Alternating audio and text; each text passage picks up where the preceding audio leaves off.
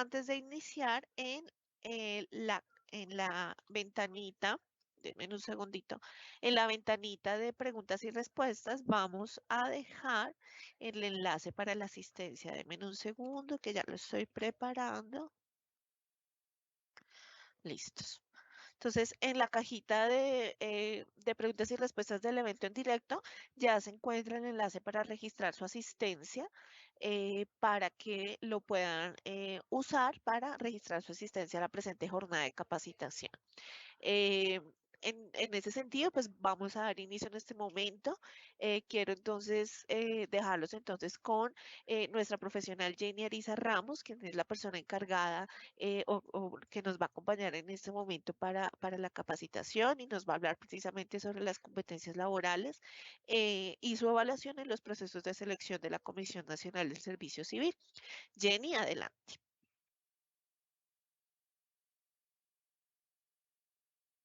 Bueno, muy buenos días para todos. Como ya lo mencionó nuestra compañera Nicole, vamos a hablar en el día de hoy sobre las generalidades de la evaluación de competencias laborales, específicamente en los procesos de selección de la Comisión Nacional del Servicio Civil. Mi nombre es Jenny Arisa Ramos, pertenezco en este momento, presto mis servicios en la Dirección de Administración de Carrera Administrativa DACA. Y desde allí pues hemos preparado esta presentación para hacer de alguna manera un recorrido de todas las actividades que necesitamos desarrollar desde la comisión para poderles hacer la evaluación de las competencias laborales en los procesos de selección a todas las personas que se presentan a los procesos. Para esto es necesario mencionar una parte de los antecedentes, es decir, por qué empezamos nosotros a hacer evaluación en competencias laborales para los procesos de selección del talento humano de las entidades públicas de Colombia.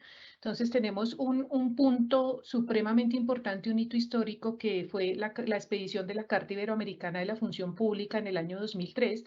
Estamos hablando ya de 19 años en la implementación, digamos, de todas estas tareas que se nos abrieron en el momento de la emisión de la carta. Las cartas iberoamericanas que se expiden en diferentes sectores, hay cartas en el sector de tecnología, hay cartas en el sector de función pública, digamos que hay cartas en diferentes sectores de los estados adscritos. Estas son, digamos, consolidadas, condensadas por el Centro Latinoamericano de Administración para el Desarrollo, el CLAD. En esta oportunidad del 2003, cuando se habló de función pública, también estuvo el Departamento de Asuntos Económicos y Sociales de Naciones Unidas. Esta carta fue aprobada en principio por la Quinta Conferencia Iberoamericana de Ministros de Administración Pública y Reforma del Estado y adoptada por la 13ª Cumbre Iberoamericana de Jefes de Estado y de Gobierno, en los cuales está desde luego nuestro país, Colombia. ¿Cuál es el objetivo principal, digamos, de la Carta Iberoamericana de la Función Pública? Ellos lo que hacen en la carta es la descripción de cuáles son esos puntos que nos permiten tener un mejor Estado, entendiendo el Estado como un instrumento indispensable para el desarrollo de los países. Entonces, para poder llegar a esta mejora en el desarrollo de los países, ¿qué condición necesaria nos puso la Carta Iberoamericana? Profesionalizar la función pública.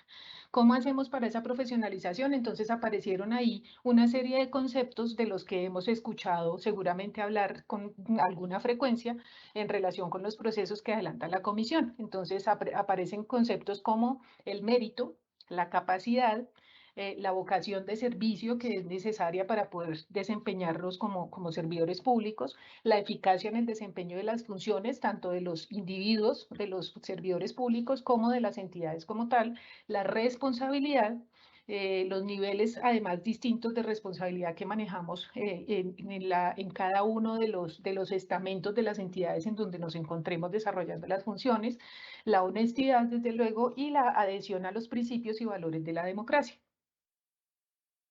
Esta Carta Iberoamericana, su fin último es lograr una relación positiva entre sistemas de función público o servicio civil, que digamos, en el ámbito de la Carta se toman casi que como sinónimos, función pública, servicio civil, entre estos sistemas de servicio civil y los niveles de confianza de los ciudadanos.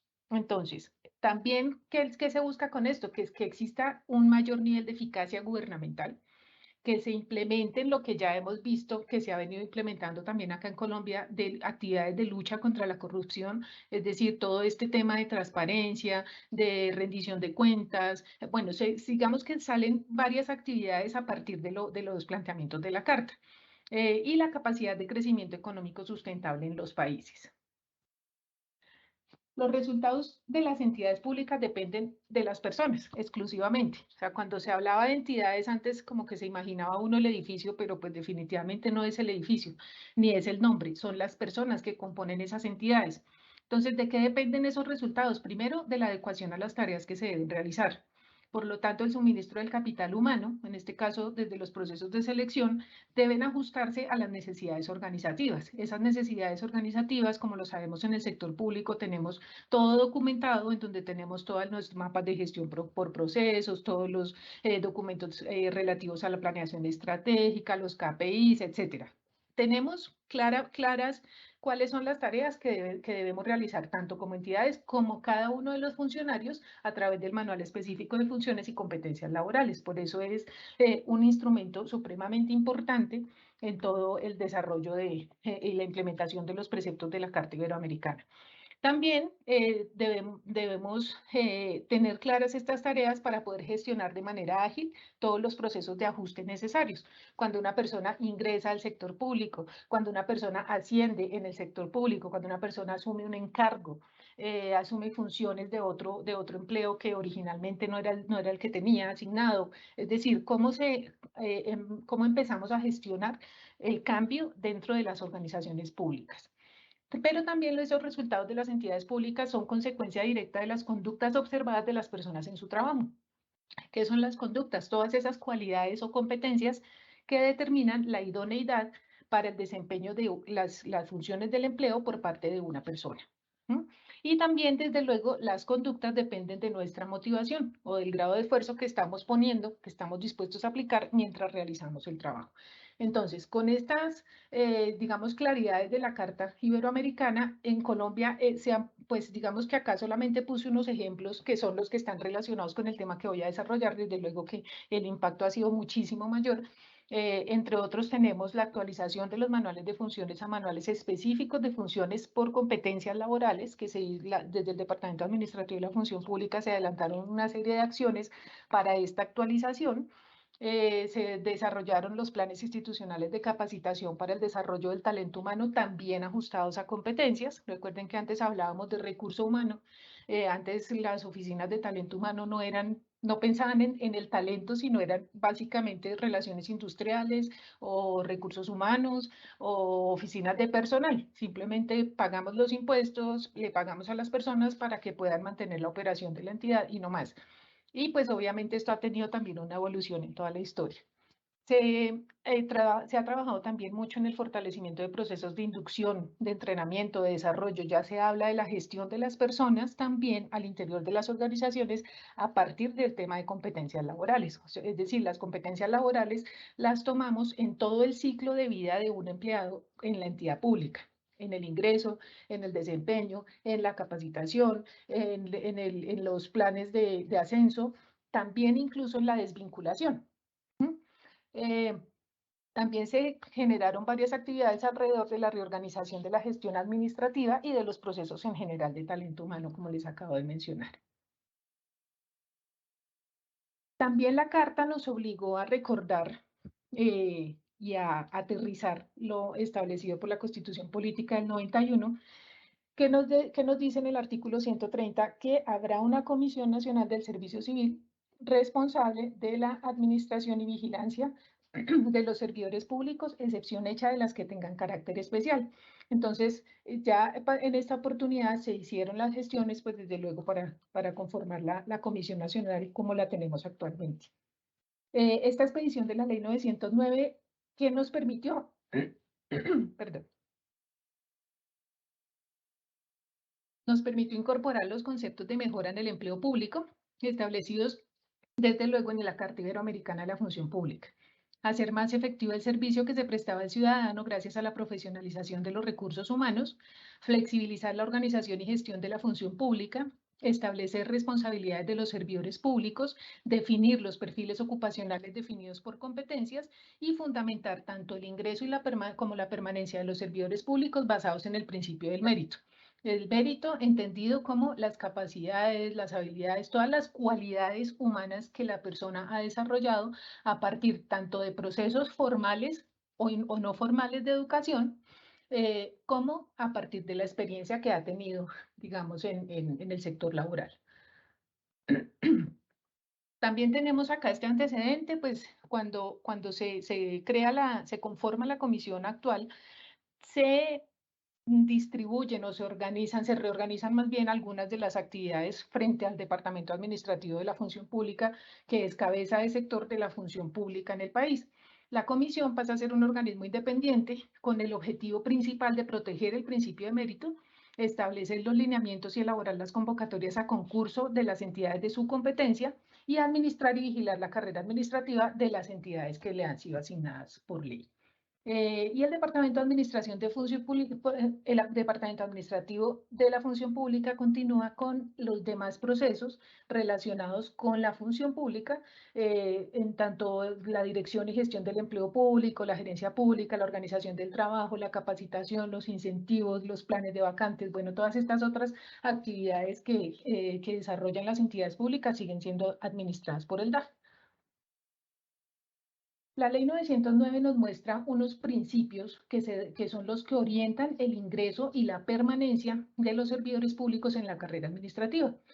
El primero y más importante de todos es el mérito, ya vimos desde dónde viene, establecido en la Carta, establecido en la Carta Iberoamericana, digamos, todas las actividades que tienen que desarrollarse para el ingreso y ascenso en la carrera administrativa van determinadas por las capacidades, las cualidades que tiene una persona con respecto al grupo al que está siendo evaluado. Entonces, es digamos que uno de los más importantes, aunque no existe una jerarquía en estos principios. Todos son importantes y todos son digamos, garantizados en las acciones que se adelantan en los procesos de selección de la comisión. Eficacia y eficiencia en los procesos de selección, desde luego poder cumplir los objetivos, no solamente al cubrir las vacantes, sino al cubrir las vacantes pues con las personas que en efecto tienen las competencias o han evidenciado que pueden tener un buen desempeño en los empleos.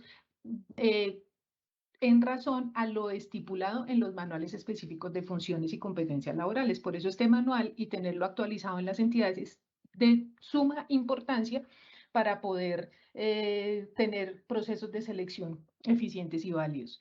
La publicidad, desde luego todas las actividades, todas las acciones que se adelantan en relación con los procesos de selección son públicas, son publicadas, son divulgadas en la página web de la comisión, eh, para que todo sea de conocimiento de todos los interesados, y incluso muchas veces sabemos que personas que no están relacionadas directamente con procesos de selección pueden estarle haciendo acompañamiento y seguimiento a toda esta gestión que se adelanta.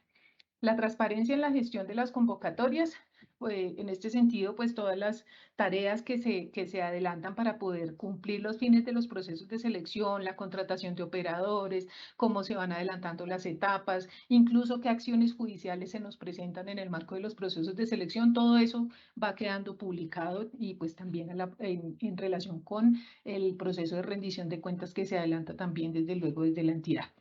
Por último, quise dejar la libre concurrencia e igualdad en el ingreso. Este es uno de los principios no solo más importantes, sino que también nos generan actividades al interior de la comisión para poder garantizar este principio. ¿En qué sentido? Cuando uno habla de selección de personal solamente, sin meterle sector público y sin meterle mérito y bueno, todos estos principios de la ley, cuando uno habla de proceso de selección de personal, puede pensar en varios filtros, en hacer procesos de selección dirigidos, en hacer procesos de selección a grupos específicos. Se podría pensar en eso, pero no en el marco de la Ley 909 del 2004. Entonces, cuando se habla de procesos de selección de la Comisión Nacional del Servicio Civil, lo primero en lo que se debe pensar es que nos genera un carácter de masivo en estos procesos de selección.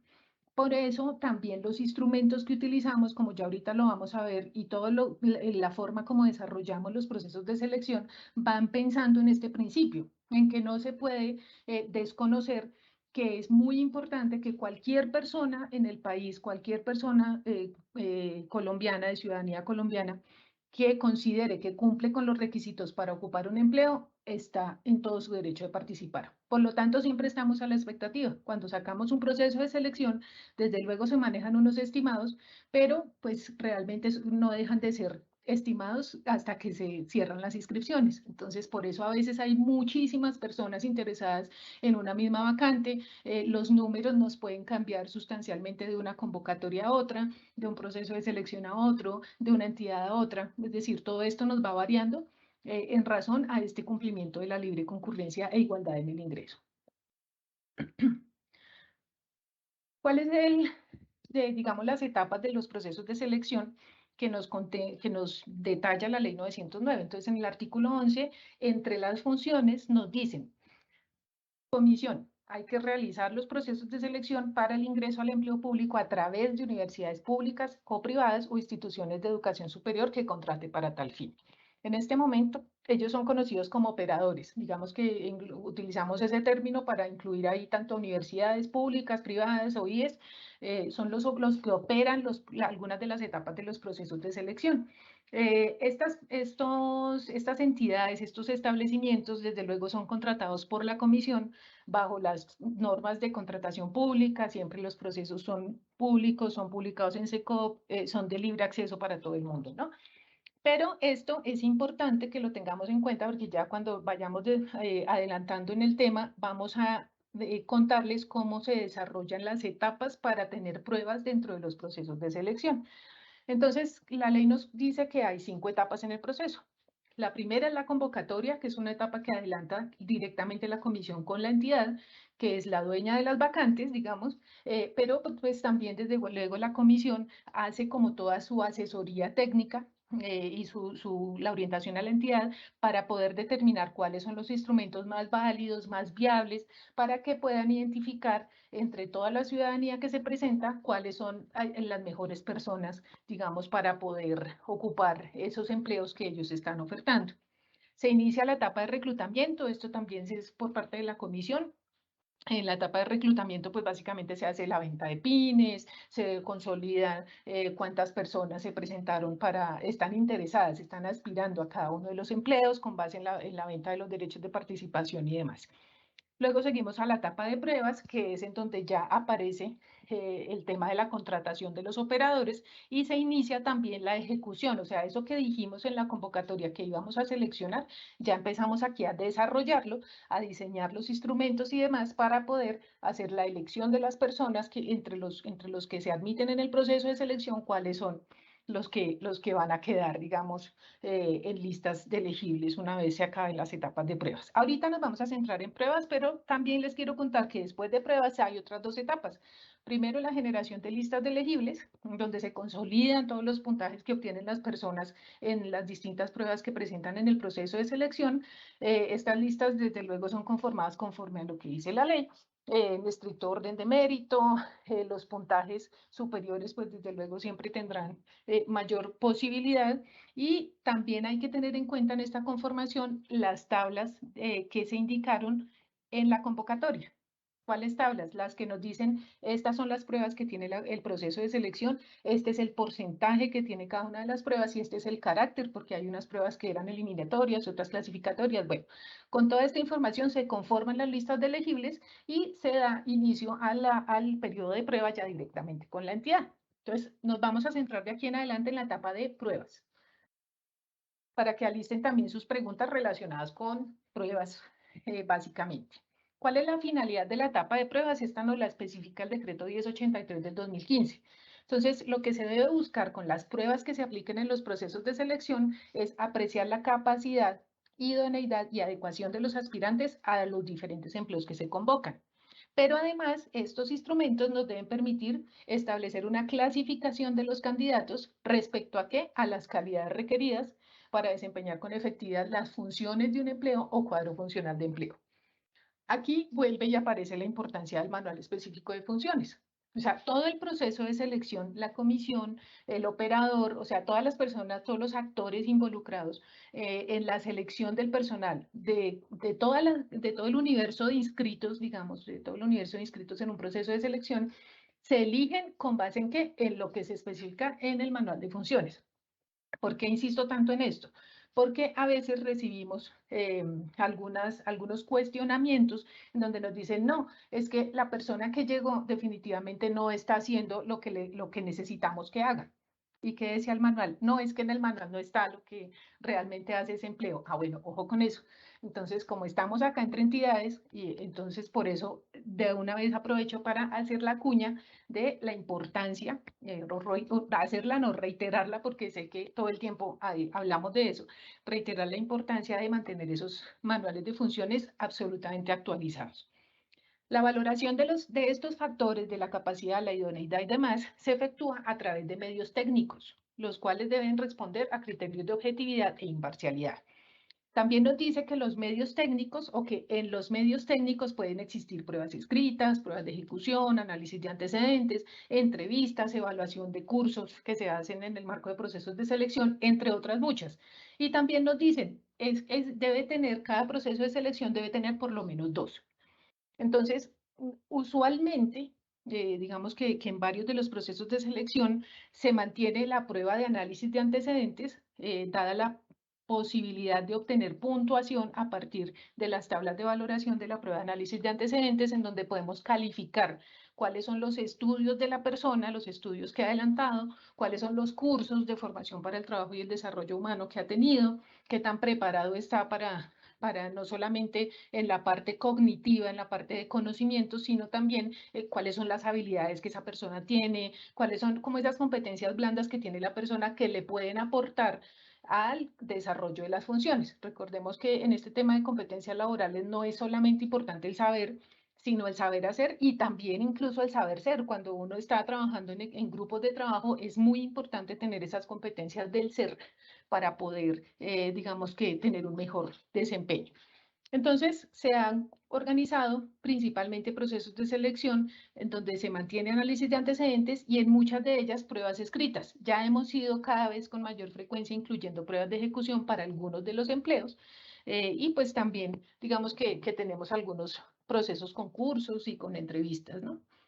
Eso depende de las necesidades, desde luego, de la entidad y del proceso. Entonces, ¿qué es una competencia laboral? Nosotros acá, digamos que cuando uno estudia el tema de competencias laborales, encuentra muchas teorías de competencias laborales, encuentra muchos modelos de evaluación de competencias laborales, encuentra, digamos que hasta incluso corrientes, la británica, la norteamericana, bueno. Nosotros acá tenemos todo reglamentado en el sector público y pues eso de alguna manera nos brinda algo de seguridad para poder decir, bueno, sabemos en qué estamos, ¿no? Entonces el decreto 815 nos dice que las competencias laborales se definen como la capacidad de una persona para desempeñar en diferentes contextos y con base en los requerimientos de calidad y resultados esperados en el sector público, las funciones inherentes a un empleo. Esta capacidad está determinada por los conocimientos, destrezas, habilidades, valores, actitudes y aptitudes que debe poseer y demostrar el empleado público. Entonces, acá tengo tres cosas subrayadas que son principales. La primera es el desempeño en diferentes contextos. ¿Sí? ¿Por qué? Porque la competencia en principio, digamos que como una definición ultra plana, más bien light, la competencia laboral es un saber hacer en un contexto determinado. Entonces, yo necesito que la persona se desempeñe en el cargo de secretaría, ¿sí? O de secretaría general. Perfecto. Entonces, en ese contexto, ¿cómo le va a ir a esa persona? Es sobre eso que yo tengo que hacer la evaluación. Segundo, requerimientos de calidad y resultados esperados. Vuelve y juega. ¿Dónde están esos requerimientos de calidad y resultados esperados? ¿En dónde deben estar consignados claramente? En el manual específico de funciones y competencias laborales que sabemos que muy juiciosamente las entidades mantienen actualizado. Y por último, esta última subraya que tengo tiene que ver con los atributos de un ser humano. Los psicólogos decimos que eso es un constructo de evaluación. ¿Qué es un constructo? Es algo que yo sé que existe, sé que puedo medir, pero no necesariamente lo puedo observar de manera directa. Entonces, aquí la norma, el decreto 815 me dice, usted puede evaluar dentro de la competencia que tiene varios componentes, varios elementos constitutivos. Entre ellos están los conocimientos, las destrezas, las habilidades, los valores, las actitudes. Por eso la comisión ha tenido que, o se ha visto en la necesidad de ir conformando un modelo de evaluación de competencias laborales que permita atender todas estas condiciones que les he contado de aquí hacia atrás. Primero, que nos permita evaluar digamos, este gradiente de constructos que son supremamente diferentes unos a otros en las pruebas. Segundo, que nos permita garantizar el libre acceso. Entonces, eso nos obliga a hacerlo. De alguna manera nos obliga, o digamos que por la pertinencia, utilizamos con mayor frecuencia las pruebas escritas.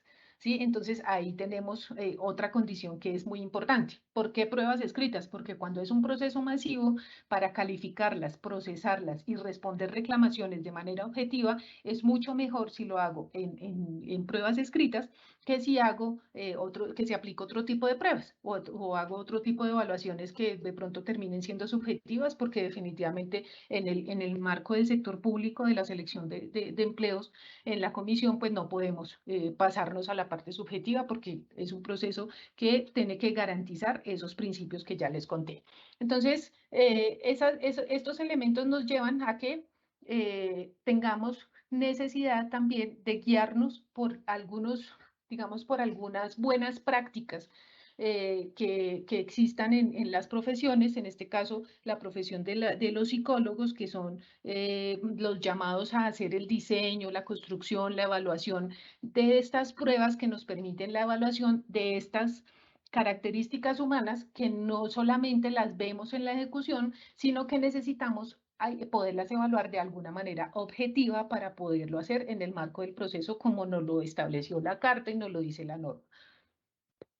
Entonces, la evaluación de competencias laborales definidas para las entidades públicas dan cuenta, ya lo mencioné hace un rato, del saber, el saber hacer y el ser del aspirante, conforme a qué, al manual de funciones y competencias laborales. Pero además, digamos que la norma nos agrupa estos constructos que les leí anteriormente, nos lo agrupa y nos dice, mire, una competencia laboral tiene que usted evaluarle por lo menos tres cosas. Primero, los requisitos de estudio y experiencia del empleo que están en el manual de funciones. Segundo, las competencias funcionales. Esas competencias funcionales, lo que identificamos en la comisión es que hay unas que pueden ser generales para todos los empleos de un proceso de selección o que pueden ser generales para una entidad, por ejemplo, lo que tiene que ver con su misión, su visión, su planeación estratégica, los procesos que desarrolla la entidad y demás. Y hay unas funcionales específicas que son las directamente relacionadas con un empleo puntualmente. Sí, entonces hay, acá por eso a veces en las pruebas ustedes o los que hayan concursado pueden ver que pueden haber funcionales generales, funcionales específicas. ¿Sí? Entonces digamos que esto se ha ido desarrollando y se va aterrizando dependiendo obviamente de las características y las necesidades de cada proceso de selección. Y en tercer lugar, las competencias comportamentales condensadas en el decreto 815 del 2018, que también estamos, digamos, en la obligación de hacer una evaluación objetiva de las mismas. ¿Cómo hacemos la evaluación de esos tres componentes en los procesos de selección?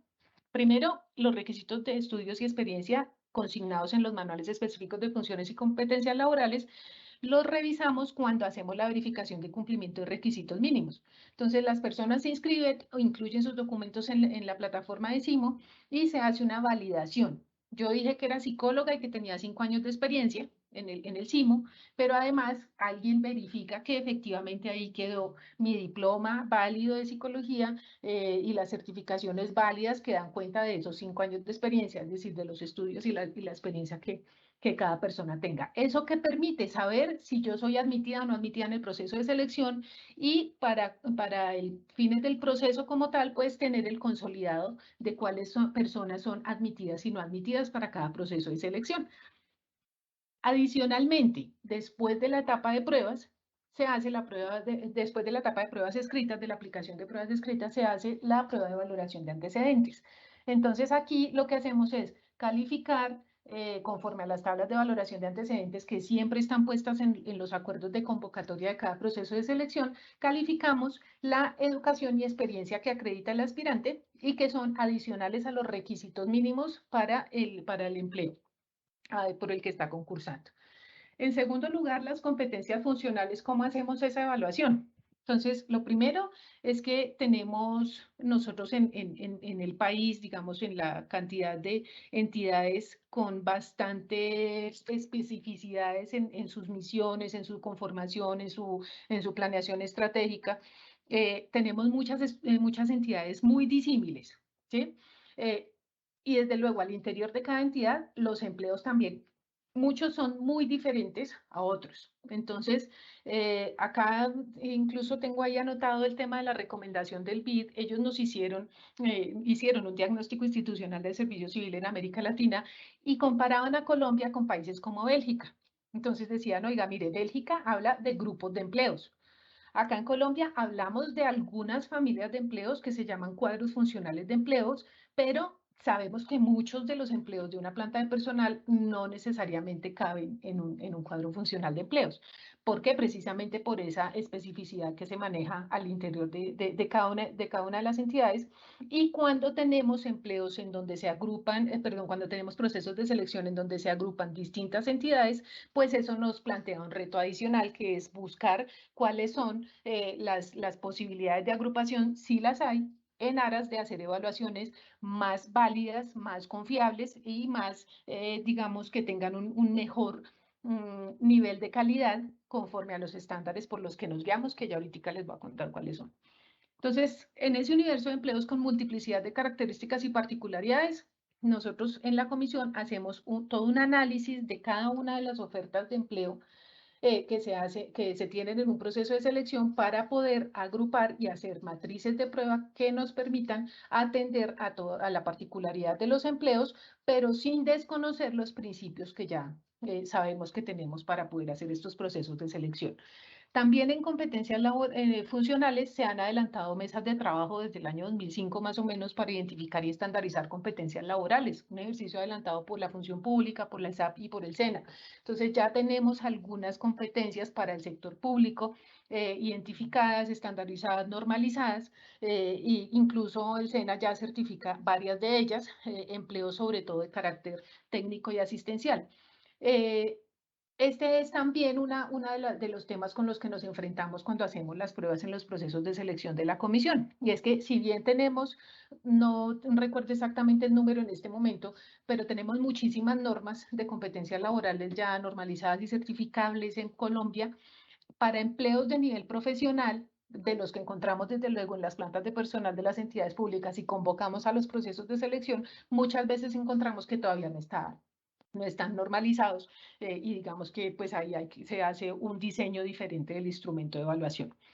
Lo otro es tener en cuenta que las evaluaciones son de carácter masivo, por eso en su mayoría son de lápiz y papel para poder tener un mejor manejo de la información. No se hacen calificaciones a mano, sino que se hace todo un proceso técnico y un proceso apoyado en medios tecnológicos también para poder lograr con mayor agilidad y cada vez con mayor eficiencia todo este procesamiento de resultados para obtener las calificaciones después de que se aplican las pruebas.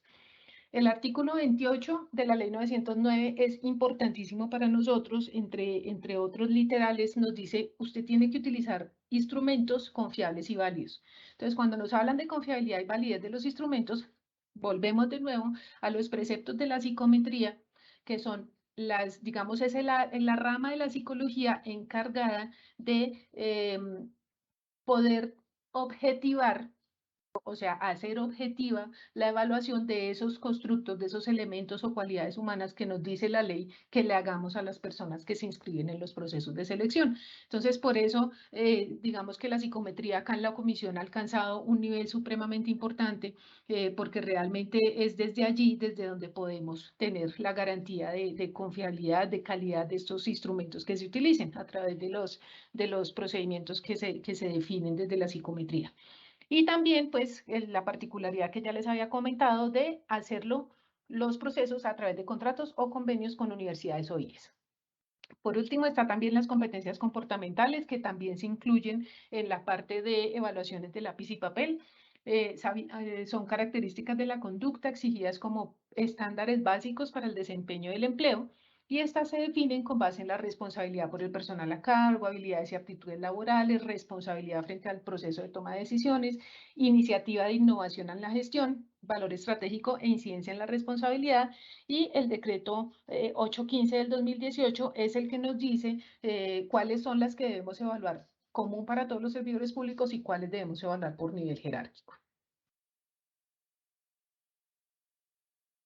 Entonces, acá en resumen, estos, digamos que estos dos que necesito repetir para poder pasar al siguiente, estos dos referentes normativos son cruciales para comprender cómo es este proceso de elaboración de pruebas en los procesos de selección de la comisión.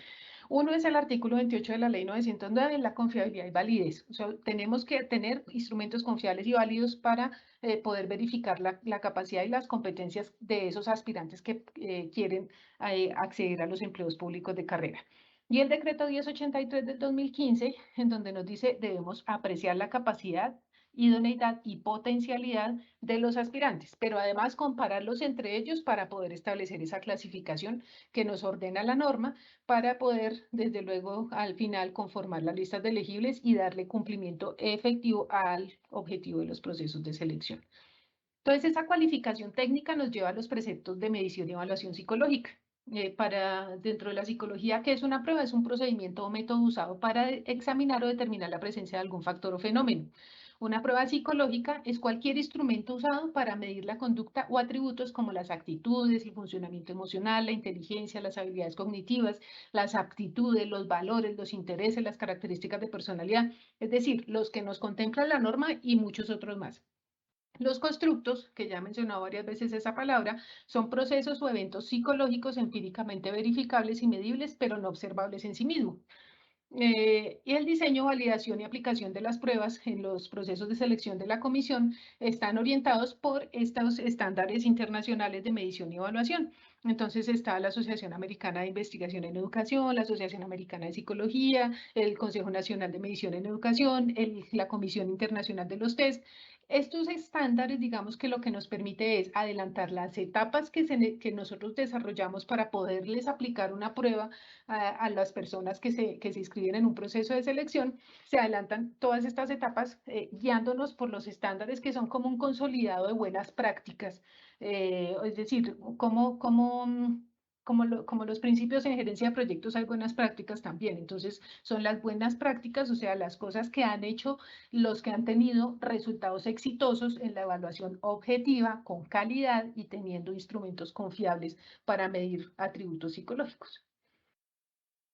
Tenemos varias etapas, como ya les conté, en la elaboración de pruebas de esos procesos. Entonces, la primera etapa se llama diseño. En esta etapa de diseño, lo primero que se hace es un análisis de la convocatoria y la normatividad aplicable.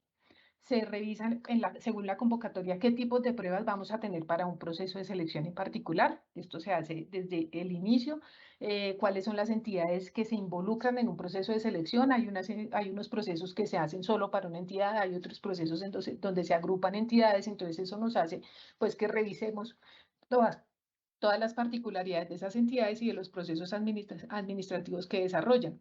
¿Cuáles son los ejes temáticos o indicadores aportados o identificados con las entidades? Entonces, hay unos ejercicios que hacemos en la fase de planeación de los procesos de selección. Hacemos con las entidades unos acercamientos en donde analizamos empleo por empleo.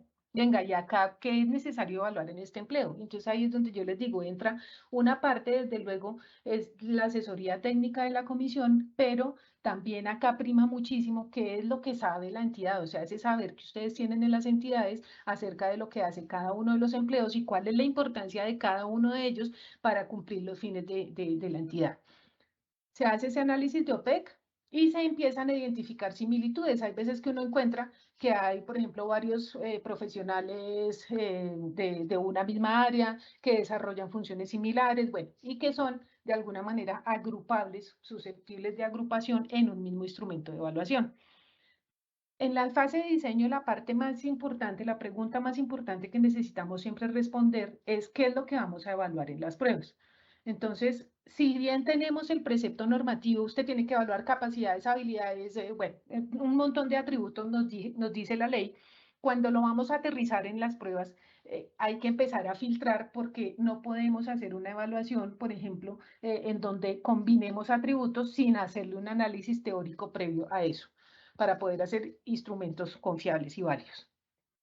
Cuando se hace la agrupación de las OPEC que son susceptibles de agrupación, entonces se genera lo que se conoce o lo que conocemos al interior de la competencia, lo que conocemos al interior de la comisión, perdón, es la matriz de pruebas. Entonces esa matriz de pruebas es para un proceso de selección, voy a poner un ejemplo, un proceso de selección de 1000 empleos, vamos a tener una cantidad de pruebas de, no sé, 100 pruebas. Me estoy inventando un número porque no se me ocurre en este momento un ejemplo preciso. ¿De qué depende si son 100 pruebas o 200 o 1000? Pues depende del análisis de similitud que se hace. Sí se pueden agrupar los empleos, sí son similares en competencias, sí puede ser similar las características humanas y de competencias laborales de esta persona, de este empleo para otro empleo similar, o son supremamente diferentes y necesitan ser evaluados con instrumentos distintos.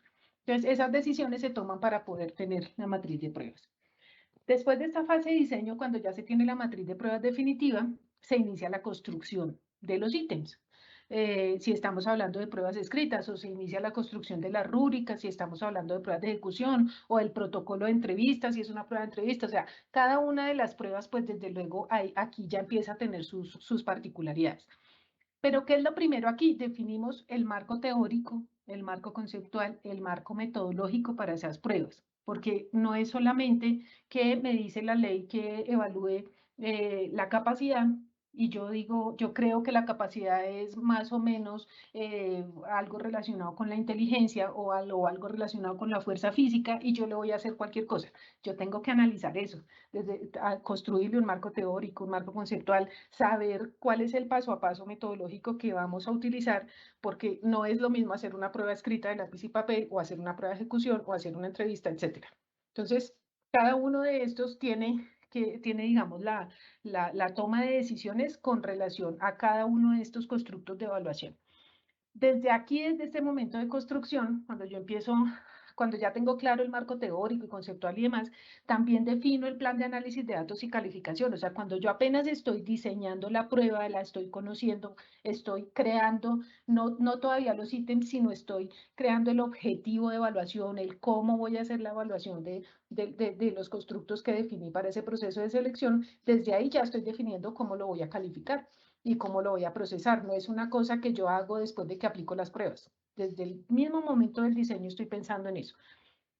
Defino acá también cuáles son las condiciones de seguridad para la elaboración de las pruebas, porque este tema de confidencialidad de los instrumentos de evaluación cobra cada vez más importancia en los procesos de selección de la comisión, y desde el primer proceso siempre se han cuidado mucho como estas medidas, porque justamente nos interesa, digamos, que las personas que entren a las entidades públicas, pues sea en cumplimiento y aplicación de todos los principios que la norma nos ha establecido para los procesos de selección. Entonces, no podríamos hacer todo un despliegue en el diseño, en la construcción, en el análisis de qué es una competencia y todo eso para no tener condiciones de seguridad, digamos, suficientes en la aplicación de estos procesos. Acto seguido hacemos la conformación, capacitación, entrenamiento al grupo de expertos constructores y validadores de contenido y metodológicos. Se construye el contenido de las pruebas por parte de expertos temáticos y de expertos metodológicos. Un tema que es acá importante: los ítems no son, digamos, preguntas que se inventa una persona y se aplican. Esto tiene todo un proceso de construcción, de validación, por grupos, además de expertos, por grupos de pares, expertos temáticos. O sea, no es solamente la persona que se sentó y pensó la pregunta, sino que también se hacen previamente unos análisis con varias personas de una misma formación, con experiencia similar sobre el contenido o sobre el eje temático sobre el que van a construir las preguntas, para poder garantizar o estar nosotros tranquilos con que tenemos una validación de contenido clara, amplia, suficiente, que nos permite dar cuenta de la calidad de esas preguntas que se van a utilizar en una prueba.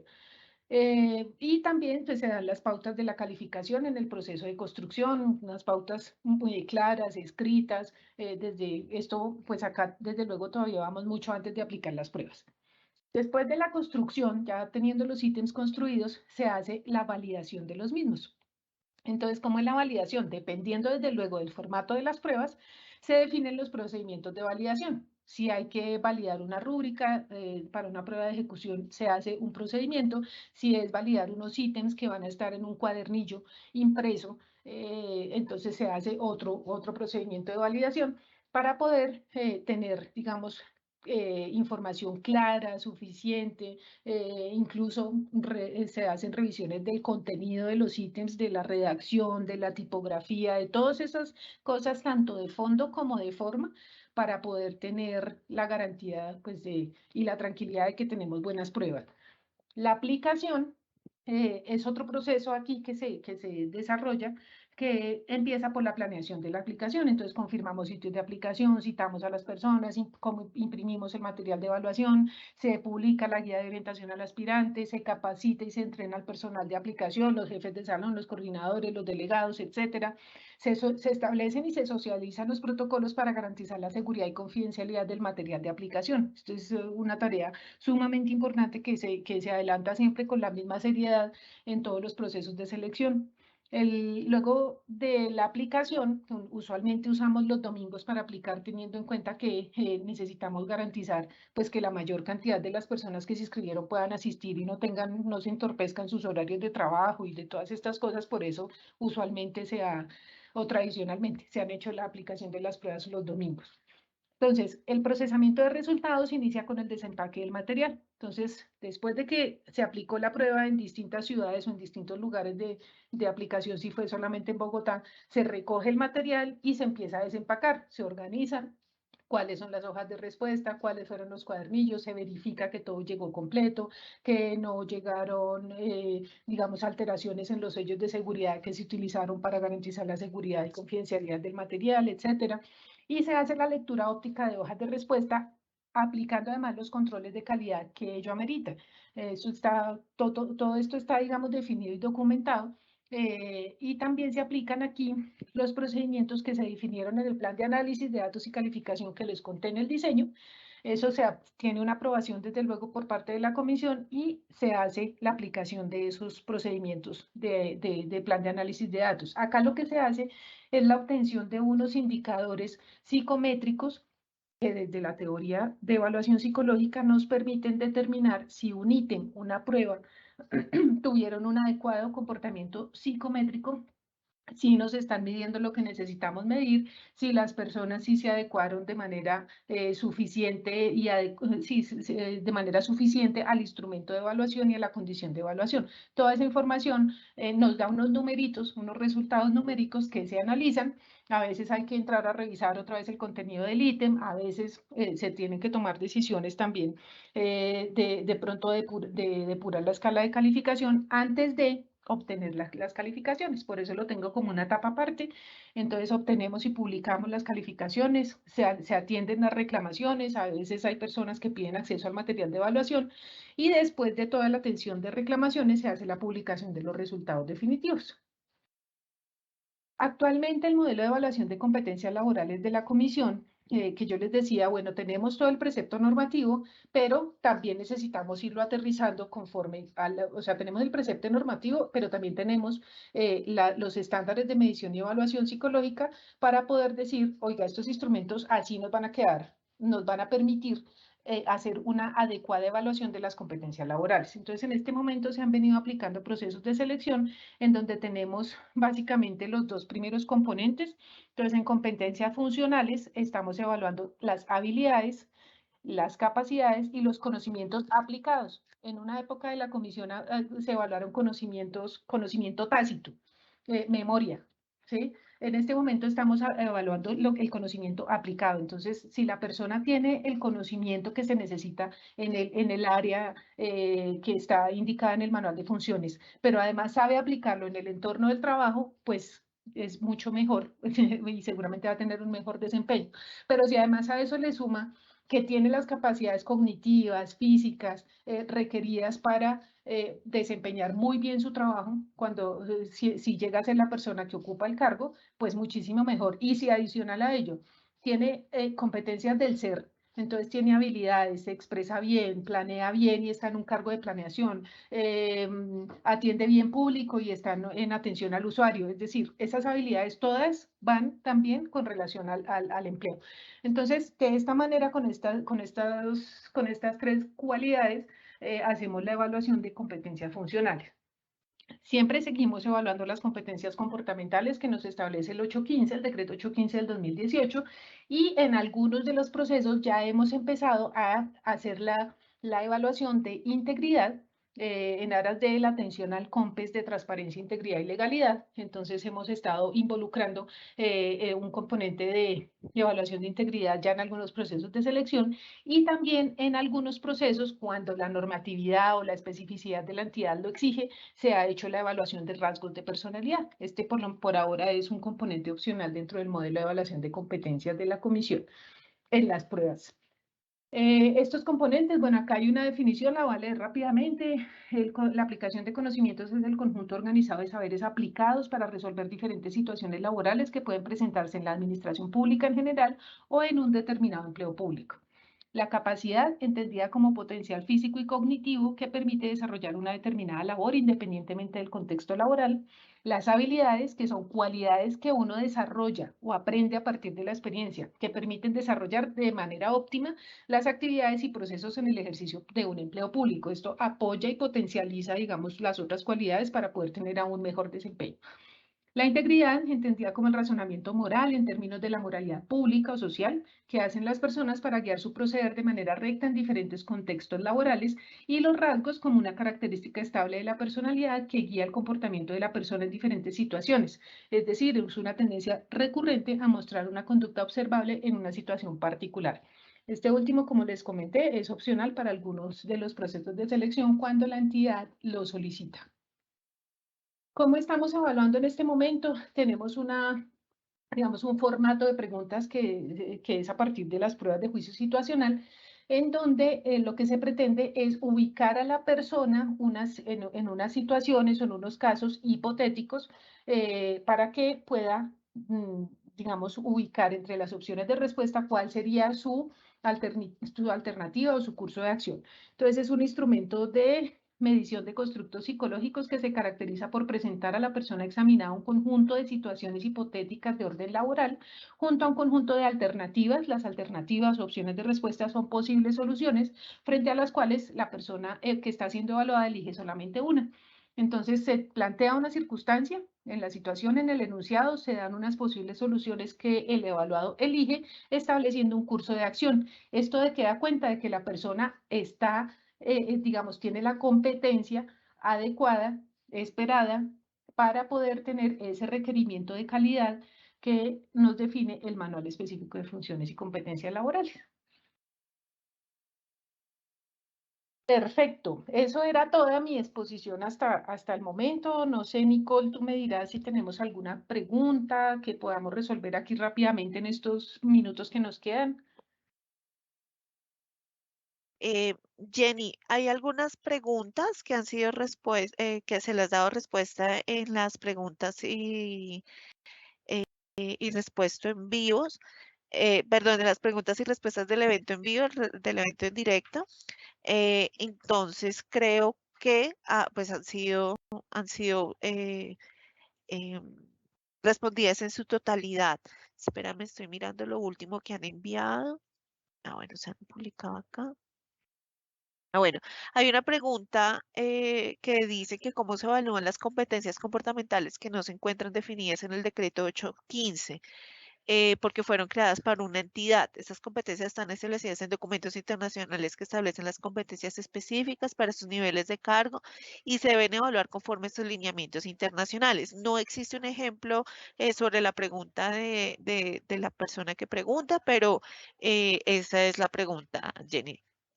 Vale, entonces, ¿qué pasa cuando las entidades, todas las entidades son diferentes, desde luego cada una tiene una particularidad. Entonces, hay entidades que han avanzado mucho más en la consolidación de su modelo de gestión por competencias laborales a su personal y han hecho ejercicios, por ejemplo, como el que nos acaba de leer Nicole, han hecho ejercicios de pronto con alguna firma consultora o algo así, en donde han definido competencias laborales propias para esa entidad. ¿Qué se hace en ese proceso de selección? Pues se hace el análisis sobre la normatividad aplicable a cada una de las entidades. Si hay una normatividad que excede o que es diferente en la parte comportamental, se hacen los ajustes requeridos en las matrices de pruebas que les conté que sacamos para poder hacer la evaluación que es más pertinente y más correspondiente con toda esta parte jurídica, con todo el ejercicio de la entidad y con todo el modelo, desde luego, de gestión de competencias laborales que han adelantado. Vale, gracias. Bueno, hay varias preguntas. Bueno, hay unas preguntas sobre habilidades blandas y que indica la persona que si valdría la pena determinar los rasgos de personalidad. Bueno, el tema de rasgos es un tema bastante polémico en la psicología en general. Digamos que hay unas teorías que típicamente se conocen en psicología para la evaluación de rasgos. Entonces se habla en muchos casos de la teoría de los 5 grandes de la personalidad o muchas variantes y muchas que han salido de esa teoría, digamos como esa teoría mayor. ¿Mayor en qué sentido? En que ha sido más ampliamente analizada, estudiada, investigada. ¿Qué dificultad nos presenta la personalidad? Que la personalidad es una característica de base del individuo eh, que ocasionalmente se puede ver con la conducta, pero a veces no. A veces solo en situaciones específicas, digamos, que se tienen esos índices de personalidad. Y eso requiere o eso nos obliga que para poder hacer evaluaciones objetivas, tengamos que hacer ejercicios de investigación previos para eso. Entonces, aunque nos encontramos en este caso en la comisión, es que desde el ejercicio de la comisión, digamos que no tenemos en este momento la cualidad investigativa, ¿sí? Investigativa a profundidad del tema, de los temas de rasgos, por lo que se atienden los procesos de selección con las teorías que ya están ampliamente investigadas y documentadas. Desde luego es un tema que nos gustaría muchísimo, yo creo que a más de un colega mío, profundizar en esto, pero pues por ahora no hemos avanzado en este tema porque precisamente por atender más la misionalidad de la entidad actual. Otra pregunta, Jenny, es, ¿este procedimiento de calificación lo hace un algoritmo como en el ICFES? ¿Ahí me escuchas? Sí, señora. ¿Me Bueno, escuchas? Listo, Oli, dale, ¿sí me dale, escucha sí, bien? perfectamente. Gracias. Bueno, entonces el procedimiento de calificación, como ya les conté, en la fase de diseño de las pruebas se determina de qué manera se va a hacer el procesamiento de resultados y calificación. Eso es una fórmula que se aplica, es una fórmula matemática, ¿sí? De la teoría psicométrica que se aplica. Eh, ¿Qué pasa con el caso de los procesos de selección? Acá nos remitimos a hablar solamente, específicamente de pruebas escritas de lápiz y papel, ¿sí? Que es en donde aplica, digamos, como todo este tema del algoritmo, digamos, para hacer el símil con lo del ICFES. No conozco, personalmente no conozco cómo es el algoritmo con el que califica el ICFES. Lo que les puedo decir de manera general para los procesos de selección de la comisión, lo que se hace es el análisis de cuáles fueron esas particularidades del proceso que se tuvieron en cuenta en el diseño, qué fue lo que se dijo, cómo se iba a procesar y a calificar, y luego se hace la obtención del indicador matemático que corresponde. En psicometría tenemos dos grandes tendencias, digamos, de la manera de calificar. Una es la teoría clásica de los test y otra es la teoría de respuesta al ítem. Dependiendo de las particularidades del proceso de selección, se define cuál de esas teorías es la que va a guiarse, a la que va a guiar, perdón, la que va a orientar el proceso de obtención de calificaciones y sobre eso que se define previamente con base en las características de la convocatoria, sobre eso es que se hace la obtención de la calificación. Entonces, lo que les puedo contar es una fórmula matemática que pues, digamos, se aplica eh, de manera, ¿cómo se dice?, equitativa para todos los que participan en un mismo proceso de selección.